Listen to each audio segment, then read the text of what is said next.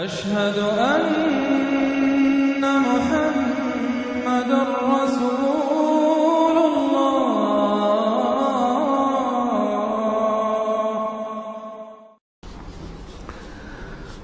سورۃ الجن یہ ہے اب وہ سورت کے جو اس میں کسی جوڑے وغیرہ کا معاملہ نہیں ہے، منفرد ہے، اکیلی سورت ہے، اور یہ واحد سورت ہے کہ جس میں اتنی تفصیل کے ساتھ جنات کا معاملہ آیا ہے۔ ایک سورت ہم پڑھ چکے ہیں کہ جس میں مسلسل خطاب ہے، یا معاشر الجن والانس فبأي آلاء ربكما تكذبان، 31 مرتبہ تو یہی آیت آئی ہے۔ یا یہ صورت ہے کہ جس میں ایکسکلوسیو جو ہے ان کا معاملہ آ رہا ہے۔ یہ بھی ہو سکتا ہے کہ یہ کوئی اور واقعہ ہو، اور یہ بھی ہو سکتا ہے یہ وہی واقعہ جو سورہ احقاف کا ہے، وہ تو جا کر انہوں نے جو کچھ کیا اللہ تعالیٰ نے وہ خبر ہمیں دے دی۔ اب یہاں پر حضور کو بھی وحی کے ذریعے سے مطلع فرمایا اور مزید تفاصیل آ گئی۔ یہ بھی ہو سکتا ہے یہ اور جنات ہو۔ بسم اللہ الرحمن الرحیم قل اوحی الی انہ استمع نفر من الجن، کہہ دیجئے نبی کہ میری جانب وحی کی گئی ہے کہ جنوں کی ایک جماعت نے سنا۔ کس کو سنا؟ قرآن کو سنا۔ فقالوا انا سمعنا قرآنا عجبا، انہوں نے کہا ہم نے سنا ہے ایک بہت ہی دل کو لبھانے والا قرآن، یہدی الی الرشد، جو نیکی اور رشد اور ہدایت کی طرف رہنمائی کر رہا ہے۔ فآمنا بہ، تو ہم تو ایمان لے آئے۔ اس وقت بھی میں نے کہا تھا یہ لمحہ فکریہ ہے، ایک دفعہ کا اجتماع ہے قرآن کا، اور وہ بندے کہاں سے کہاں پہنچ گئے، وہ داعی بن گئے۔ ہمارا کیا حال ہے؟ ہم نے اس معنی میں قرآن کبھی پڑھا ہی نہیں، سنا ہی نہیں۔ سنتے ہیں تو خیبر میل کی سپیڈ سے جو پڑھ رہا ہوتا قاری، 5 دن میں پورا قرآن، 6 دن میں پورا قرآن، اور اشتہار دیے جا رہے ہیں۔ یہ ہے ہمارا ریچول۔ یہاں تو 20 منٹ میں ہو جاتی ہے، یہاں 30 منٹ، یہاں چلو وہاں اور سے بھی کم میں ہو جاتی ہے، وہاں چلو۔ قرآن کا نتیجہ تو یہ نکلنا چاہیے وہ آپ کو پوزیس کر لے، جانے نہ دے۔ اِنَّا سَمِعْنَا قُرْآنًا عَجَبًا يَهْدِي إِلَى الرُّشْدِ فَآمَنَّا بِهِ وَلَن نُّشْرِكَ بِرَبِّنَا أَحَدًا، اب ہم کبھی بھی اپنے رب کے ساتھ کسی کو شریک نہیں ٹھہرائیں گے۔ وَإِنَّهُ تَعَالَىٰ جَدُّ رَبِّنَا، اور یقیناً ہمارے رب کی عزت شان بہت بلند ہے۔ مَا اتَّخَذَ صَاحِبَةً وَلَا وَلَدًا، اس نے نہیں اختیار کی نہ کوئی بیوی اور جوڑو نہ کوئی اولاد۔ وَأَنَّهُ كَانَ يَقُولُ سَفِيهُنَا عَلَى اللَّهِ شَطَطًا، اور یقیناً ہمارا جو بے وقوف ہے بڑا، مراد یہاں پہ ہے وہی عزازیل، ابلیس، لعین، وہ چونکہ ہمارا ذرا بڑا بدگر ہے، تو وہ جو کچھ کہتا رہا ہے اللہ کے بارے میں، وہ باتیں جو ہیں وہ بہت ہی غلط تھیں، شطط، خلاف حقیقت۔ وَأَنَّا ظَنَنَّا أَن لَّن تَقُولَ الْإِنسُ وَالْجِنُّ عَلَى اللَّهِ كَذِبًا، ہم تو اس گمان میں رہے، خوش گمانی میں، کہ جن اور انسان اللہ تعالیٰ کے اوپر جھوٹ نہیں باندھیں گے، لیکن وہ بدماش تو جھوٹ باندھتا رہا۔ ہم نے اپنی شرافت میں اس کی بات کو مان لیا۔ وَأَنَّهُ كَانَ رِجَالٌ مِّنَ الْإِنسِ يَعُوذُونَ بِرِجَالٍ مِّنَ الْجِنِّ فَزَادُوهُمْ رَهَقًا، اور یہ کہ جو انسانوں میں سے مرد ہیں وہ جنات کے مردوں میں کی حفاظت پکڑتے ہیں۔ یہ ہوتا تھا ان کا طریقہ، وہ سمجھتے تھے کہ بیابان میں جو ہے جنات رہتے ہیں اور وہ ان کے جو ہیں سردار بھی ہیں، تو اب راستے نے پڑاؤ ڈالا ہے جنگل میں، تو سب سے پہلے کہتے تھے کہ ہم اس جنگل کے، اس بیابان کے جنات کی ہم پناہ میں آتے ہیں۔ اب وہ سنتے ہوں گے یہ بے وقوف، یہ آدم کی اولاد، ہمارے تو جد امجد کو نکال دیا گیا جنت سے اس لیے کہ اس کو سجدہ نہیں کیا، یہ ہمیں معبود بنائے بیٹھے ہیں، ہماری پناہ طلب کر رہے ہیں۔ لہذا ان میں اور سرکشی پیدا ہو گئی اور اکڑ گئے کہ یہ انسان ہو کر یہ ہماری پناہ مانگ رہے ہیں، ہم سے طلب کر رہے ہیں پناہ، تو اس سے ان کے اندر اور زیادہ سرکشی پیدا ہو گئی۔ وَأَنَّهُ كَانَ رِجَالٌ مِّنَ الْإِنسِ يَعُوذُونَ بِرِجَالٍ مِّنَ الْجِنِّ فَزَادُوهُمْ رَهَقًا وَأَنَّهُمْ ظَنُّوا كَمَا ظَنَنتُمْ أَن لَّن يَبْعَثَ اللَّهُ أَحَدًا، اور دیکھو انہوں نے بھی ایسا ہی سمجھا جیسا کہ تم نے سمجھا ہوا ہے کہ اللہ کسی کو نہیں اٹھائے گا۔ اس کے 2 معنی ہیں، یعنی بعد سے بعد الموت کوئی نہیں ہے، مرنے کے بعد جی اٹھنا نہیں ہے، اور یہ بھی کہ شاید اب اللہ کسی اور کو رسول بنا کر نہ بھیجے، أن يبعث الله أحدا، اس لیے کہ 600 برس بیت چکے تھے، وہ تورات سے واقف تھے جو سورہ احقاف میں تذکرہ آیا ہے، فترت وہی 600 برس، یا یہ طویل ترین وقفہ تھا نبوت کا کہ کوئی نبوت کوئی رسالت دنیا میں نہیں، تو ان کو یقیناً اس سے خیال ہوا ہوگا کہ بس اب ختم ہوا معاملہ، اب کوئی اور رسول نہیں آئے گا۔ وَأَنَّا لَمَسْنَا السَّمَاءَ، اور ہم نے ذرا ٹٹولا آسمان کو، ہم نے چاہا کچھ خبریں وبریں لے کر آئیں ذرا غیب کی، فوجدناها ملئت حرسا شدیدا وشوبا، تو ہم نے تو پایا اس کو کہ وہ بھرا ہوا ہے صف چوکیداری سے اور انگارے رکھے ہوئے ہماری ہمیں کھدیڑنے کے لیے. یعنی یہ کہ ہمیں معلوم ہو گیا کہ کوئی واقعی وقت ایسا ہے، کیونکہ یہ سارا انتظام خاص طور پر جب کہ وحی نبوت آتی تھی تو اہتمام کر لیا جاتا تھا. عام حالات میں کوئی بات نہیں، روح اتر رہے ہیں فرشتے، اور یہ جو ہے یہ آگ سے بنے ہیں، وہ نوری ہیں یہ ناری ہیں، کچھ نہ کچھ ان سے یارانہ گانٹھ کے کچھ نہ کچھ ان سے لے لیتے تھے. یا یہ کہ اچک لیا، من استرق صراقۃ، کسی نے کوئی چیز جو ہے کہیں سے لے لی. لیکن اب جو ہم نے دیکھا ہے آسمان کو تو واقعی وہاں تو بڑے سخت پہرے لگے ہوئے، یعنی کوئی نہ کوئی وحی کا سلسلہ ہے اور نبوت آنی ہے، اور وہ نبوت ہمیں تو مل گئی. ہم جا کر سنائے کلام اور ہم ایمان لے آئے.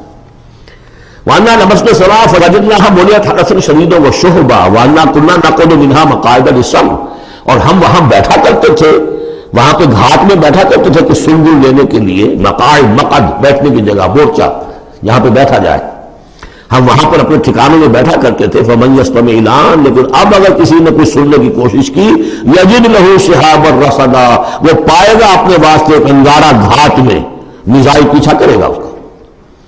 وَأَنَّا لَا نَدْرِي أَشَرٌّ أُرِيدَ بِمَنْ فِي الْأَرْضِ أَمْ أَرَادَ بِهِمْ رَبُّهُمْ رَشَدًا. معلوم ہوتا بہت بڑے عالم تھے یہ تورات کے جاننے والے، انہوں نے ایک ایسی عظیم بات کہی ہے. یہ ہمیں یہ معلوم نہیں کہ آیا زمین میں بسنے والے ان انسانوں کی کوئی شامت آ گئی ہے یا اللہ نے ان کے لیے کسی بھلائی کا ارادہ کیا ہے. رسالت آئے گی تو دو ہی نتیجے ہیں، یا تو کوئی عذاب آنے والا ہے اس لیے کہ وما كنا معذبین حتی نبعث رسولا، یا تو کوئی بہت بڑے پیمانے پر انسانوں کی شامت آنے والی ہے، جیسے قوم نوح، قوم ہود، قوم صالح کا حشر ہوا تھا، وہ ویسا ہی حشر ہونے والا ہے. اللہ نظری ہم نہیں جانتے. اشر ارید بمن فی الارض، زمین والوں کے لیے کسی شر کا فیصلہ کیا گیا ہے، ام اراد بہم ربہم رشدا، یا ان کے لیے ان کے رب نے بھلائی کا خیر کا ارادہ کیا ہے. ظاہر بات ہے نبوت اور رسالت محمدی خیر پر منتج ہوئی. وَأَنَّا مِنَّا الصَّالِحُونَ وَمِنَّا دُونَ ذَلِكَ، اور دیکھو ہمارے اندر نیک بھی ہیں، جنات نیک بھی رہے ہیں اور دوسری طرح کے بھی ہیں. بد نہیں کہا، یہ ہے حکمت تبلیغ، بروں کو بھی برا نہ کہو. ہاں دوسری قسم کے بھی ہیں، نیک بھی ہے اور دوسری قسم کے بھی ہیں. کُنَّا طَرَائِقَ قِدَدًا، ہم تھے مختلف راستوں پر جو کہ ایک دوسرے سے پھٹے ہوئے تھے. یہ قددا جو آیا تھا نا، قدت قمیصہ، پھٹ جانا قمیص کا. وَأَنَّا ظَنَنَّا أَن لَّن نُعْجِزَ اللَّهَ فِي الْأَرْضِ وَلَن نُعْجِزَهُ هَرَبًا، اور ہم نے یہ جان لیا کہ ہم اللہ کو عاجز نہیں کر سکتے، ہرا نہیں سکتے، نہ زمین میں بھاگ کر، اور ہم کہیں بھاگ کر زمین میں اللہ کو شکست نہیں دے سکتے، اس کی پکڑ سے نکل نہیں سکتے. وَأَنَّا لَمَّا سَمِعْنَا الْهُدَىٰ آمَنَّا بِهِ، اور ہم نے تو جب وہ ہدایت سنی، الہدا سنا، اس کی استماع ہم نے کیا، ہم تو اس پر ایمان لے آئے. فَمَن يُؤْمِن بِرَبِّهِ فَلَا يَخَافُ بَخْسًا وَلَا رَهَقًا، تو جو کوئی بھی ایمان لائے گا اپنے رب پر، اسے کوئی خوف نہیں ہوگا کہ نہ اسے کوئی نقصان دیا جائے گا، نہ اس پر کوئی زبردستی ہوگی، کوئی زیادتی ہوگی. جیسے جیسے ان کے اعمال صالحہ ہیں پورے پورے اللہ تعالیٰ ان کا اجر ان کو دے دے گا.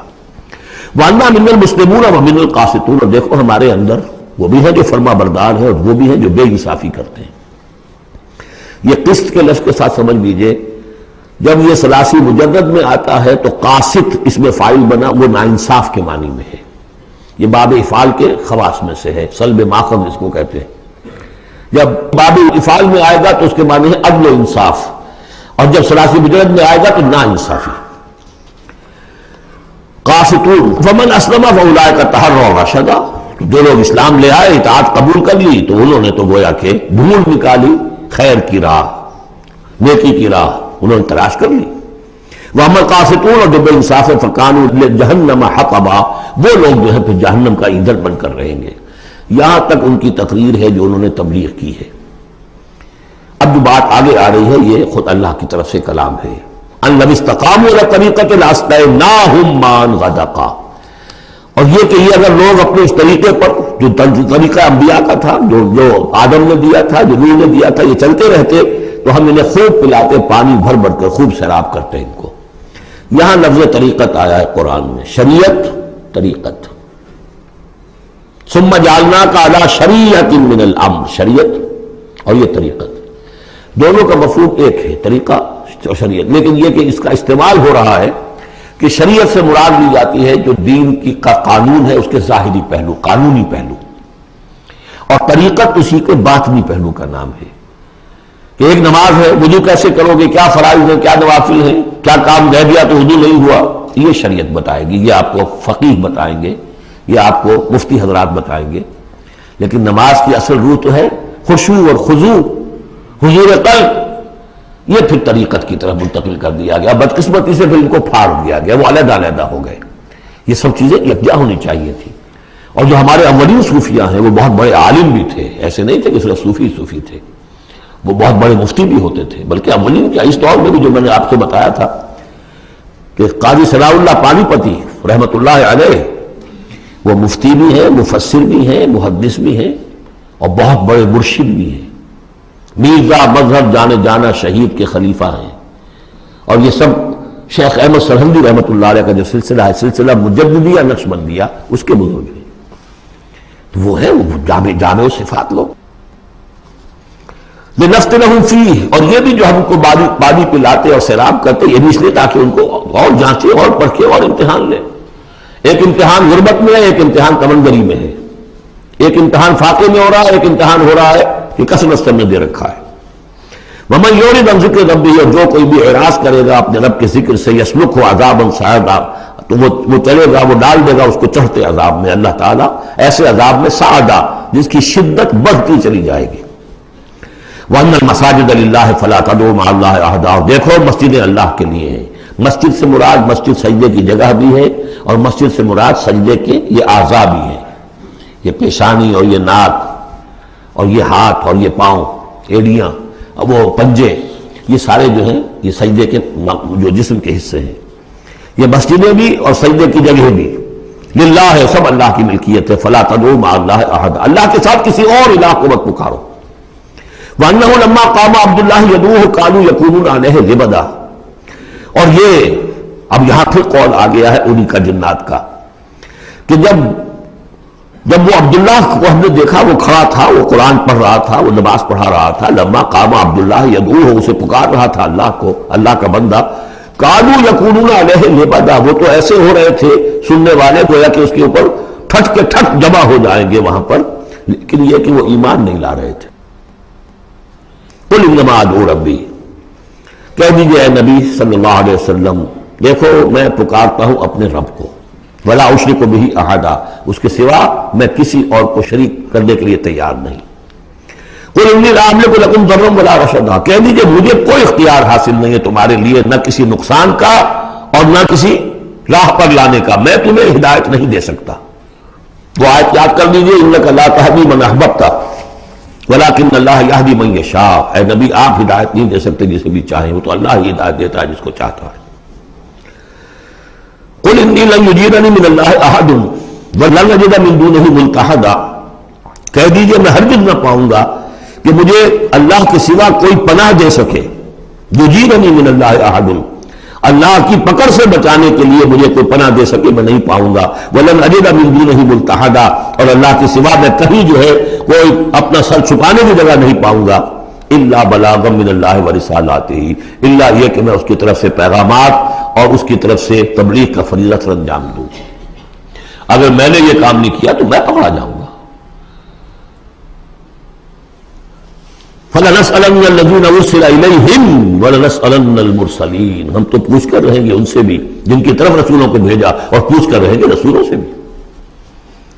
وَمَنْ يَعْصِ اللَّهَ وَرَسُولَهُ، جو کوئی بھی اللہ اور اس کے رسول کی نافرمانی کرے گا، فَإِنَّ لَهُ نَارَ جَهَنَّمَ خَالِدِينَ فِيهَا أَبَدًا، تو اس کے لیے تو پھر جہنم کی آگ ہے جس میں وہ ہمیشہ ہمیشہ رہے گا۔ حَتَّى إِذَا رَأَوْا مَا يُوعَدُونَ، یہاں تک کہ جب وہ دیکھیں گے جس چیز کی انہیں دھمکی دی جا رہی ہے، فَسَيَعْلَمُونَ مَنْ أَضْعَفُ نَاصِرًا وَأَقَلُّ عَدَدًا، اس وقت انہیں معلوم ہو جائے گا کون کمزور ہے مددگاروں کے اعتبار سے اور کون اقلیت میں ہے تعداد کے اعتبار سے۔ وہ تانے دیتے تھے نا کہ دیکھو محمد تمہارے پاس تو بیٹھے بھی ہوتے ہیں تو ہمارے کمی کاری بڑے لوور طبقات کے لوگ، اور وہ بھی چند ہوتے ہیں، دیکھو جا کے ابو جہل کی محفل بھری ہوئی ہے، بڑے بڑے لوگ بیٹھے ہوئے وہاں پر۔ اس وقت معلوم ہو جائے گا من اضعف ناصرا واقل عددا۔ یہ سورہ مریم میں بہت تفصیل سے یہ مضمون آیا ہے۔ قل ان ادری اقریب ما توعدون ام یجعل له ربی امدا، کہہ دیجئے نبی مجھے یہ معلوم نہیں ہے آیا جس چیز کا تم سے وعدہ کیا جا رہا ہے، جس چیز کی دھمکی دی جا رہی ہے، وعدہ اور وعید بنیاد ایک ہی ہے، اصل میں اصل الفاظ ایک ہی ہے، وعید دھمکی، وعدہ لیکن حروف اصلی وہی ہے. آیا وہ قریب آ چکی ہے اسے، یا ام یجعل لہ ربی امدا، یا یہ کہ میرا رب اس کے لیے ابھی کچھ مہلت دے، کوئی تمہاری رسی دراز کرے، یہ میں نہیں جانتا. یہ سورہ انبیاء کے آخر میں بھی آیا تھا، بڑی ندری قریب بعید ما توعدون، کہہ دیجئے نبی میں نہیں جانتا کہ جس چیز کا تم سے وعدہ کیا جا رہا ہے وہ قریب آ چکی ہے یا بھی دور ہے. عالم الغیب، وہی ہے غیب کا جاننے والا. فلا یظہر علی غیبہ احدا، وہ اپنے غیب پر کسی کو مطلع نہیں کرتا، الا من ارتضی من رسول، سوائے جس کو وہ چاہے اپنے رسولوں میں سے. یہ بہت اہم قانون ہے قرآن کا، اور اس میں سارا مسئلہ علم غیب کا حل ہوتا ہے. ایک بات تو یہ کہ ہمارے جو بھی بریلوی بھائی ہیں وہ بھی مانتے ہیں، 4 باتیں وہ مانتے ہیں. 3 میں نے ایک مرتبہ تحقیق کی تھی بڑی مفصل، جا کر بعد لوگوں سے ملاقات کی، ابھی میں طالب علم تھا. کہا دیکھیے ہم ثابت مانتے ہیں اس بات کو، نبی کا علم ذاتی نہیں عطائی ہے، اللہ نے جو دیا وہی ہے. نبی کا علم قدیم نہیں، حادث ہے، پہلے نہیں تھا پھر ہو گیا، اللہ نے دے دیا تو ہو گیا. اور نبی کا علم غیر محدود نہیں، محدود ہے. میں نے کہا یہ 3 باتیں جو شخص مان لے، میرا اس سے اب کوئی جھگڑا نہیں رہا. لیکن ہمارے ہاں کچھ لوگوں نے ایک ڈیفینیشن کر لی علم غیب کی. علم غیب وہ ہے جو بغیر کسی کے بتائے خود حاصل ہو جائے. اس اعتبار سے تو میرے پاس بھی علم غیب ہے نہیں، یعنی کسی کے پاس کوئی علم ہے ہی نہیں. ہمیں دیا اساتذہ نے دیا، حضور کو دیا اللہ نے دیا، جبریل کو دیا اللہ نے دیا. اس معنی میں تو ذاتی علم تو کوئی بھی نہیں مانتا کسی کا. علم تو دینے سے ہوتا ہے. البتہ علم غیب کسے کہتے ہیں؟ وہ چیزیں جو ہماری نگاہوں سے چھپا دی گئی ہیں، وہ عالم غیب ہے. جنت ہے، دوزخ ہے، فرشتے ہیں، یہ سب کیا ہے؟ عالم غیب. تو نبیوں کو تو کچھ نہ کچھ حصہ اس کا دکھایا جاتا ہے تو نبی بنتے ہیں نا، ورنہ میرے اور نبی میں فرق کیا ہوا پھر؟ اگر میرا بھی علم وہی ہوتا ان السمع والبصر والفؤاد، تو میرے علم اور حضور کا بھی علم یہی ہوتا تو فرق کیا ہوا؟ حضور نے تو اس دوسرے علم کے اعتبار سے تو صاف کہہ دیا انتم عالم بامور دنیاکم.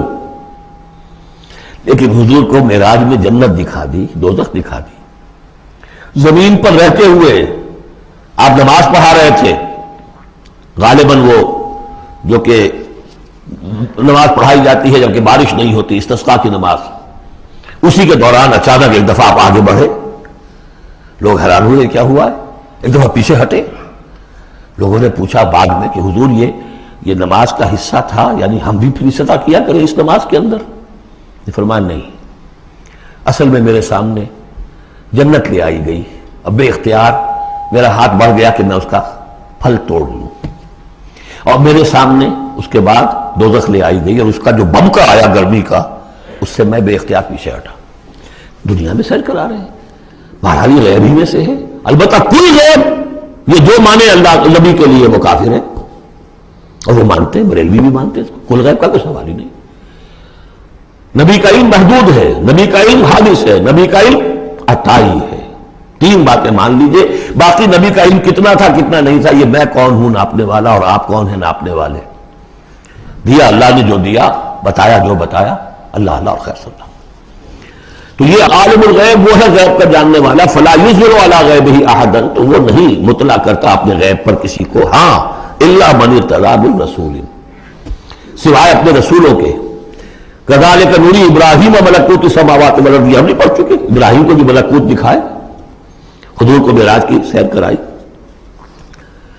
الا من ارتضی من رسول فانہ یسلک من بین یدیہ ومن خلفہ رصدا، جس کو رسول بناتا ہے، غیب کی خبریں دیتا ہے، پھر اس کے آگے اور پیچھے وہ اپنے باڈی گارڈ رکھتا ہے، چوکیدار رکھتا ہے. یسلک من بین یدیہ، اس کے سامنے بھی، ومن خلفہ، پیچھے سے بھی چوکیدار، حفاظت کرنے والے.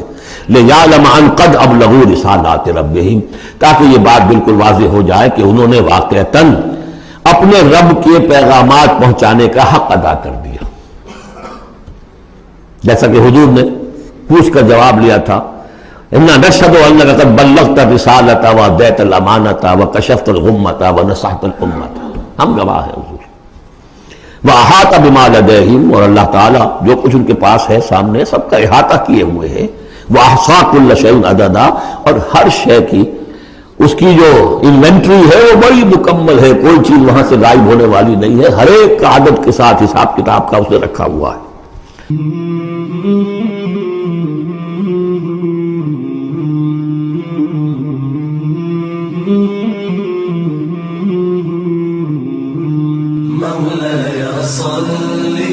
وسلم دائما أبدا على حبيبك خير الخلق كلهم مولاي صل وسلم دائما أبدا على حبيبك خير الخلق كلهم مولاي صل وسلم